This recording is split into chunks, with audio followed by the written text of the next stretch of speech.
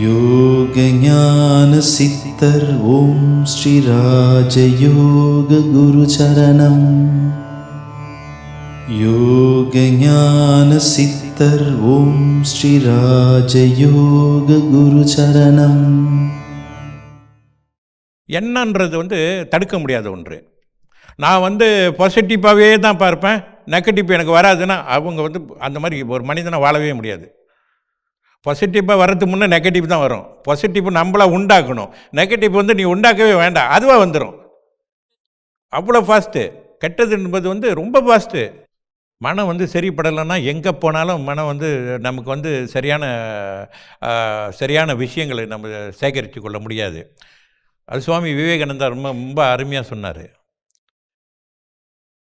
நீ ஒருமுகப்படுத்தக்கூடிய ஆற்றலுக்கு ஏற்றாப்புல தான் மனிதன் வாழ்க்கை அமைஞ்சிருக்குன்னாரு.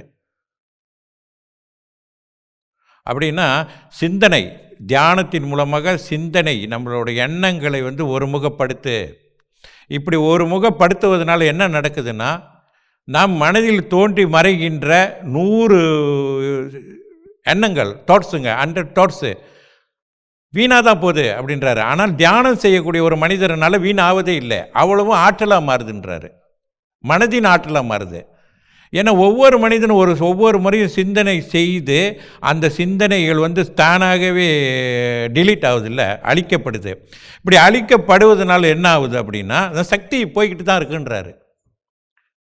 ஆக ஒருமுகப்படுத்தக்கூடிய நிலைக்கு ஏற்றாப்புல ஒரு மனிதன் ஒருமுகப்படுத்த முடியும்னு சொன்னால் ஆற்றல் பெருகுது, மனிதன் ஆற்றல் பெருகுது. அதுதான் தியானம். அந்த தியானத்தின் மூலம் தான் அதை பெற முடியும். ஆற்றல் பெருகுது, வலிமை உடையவனாகிறான், அவன் ஆற்றல் வீணாடு அடிப்பதில்லை.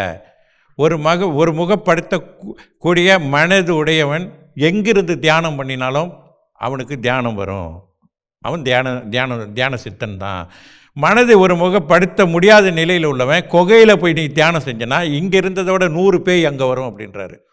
இங்கேயாவது கொஞ்சம் கொஞ்சம் உனக்கு பேயின்றது என்னன்னா எண்ணத்தை சொல்கிறாரு, வேற ஒன்றும் இல்லை. பேயினா வேற ஒன்றும் இல்லை, எண்ணங்கள். இங்கே இருக்கும்போது வீட்டில் தியானம் செய்யும்போதாவது குடும்பத்தோடு இருங்க, கொஞ்சம் மனது ஒரு நிலப்படும். அங்கே போய் உட்காந்து குகையில் ஐயோ என்ன வருமோ ஏது வருமோ கடந்து போட்டு இது பண்ண 5 நிமிஷம் கூட உட்கார முடியாது. ஒரு மனிதன் மனதை அடக்கியவன், மனிதன் ஒரு தன் மனசை அடக்கக்கூடியவன், அடக்கியவன், அவன் எங்கே அமர்ந்தாலும் அந்த இடமும் குகை தான் அப்படின்றாரு. அது உண்மையான ஒரு விஷயந்தான். யோக ஞான சித்தர் ஓம் ஸ்ரீ ராஜயோக குரு சரணம். யோக ஞான சித்தர் ஓம் ஸ்ரீ ராஜயோக குரு சரணம்.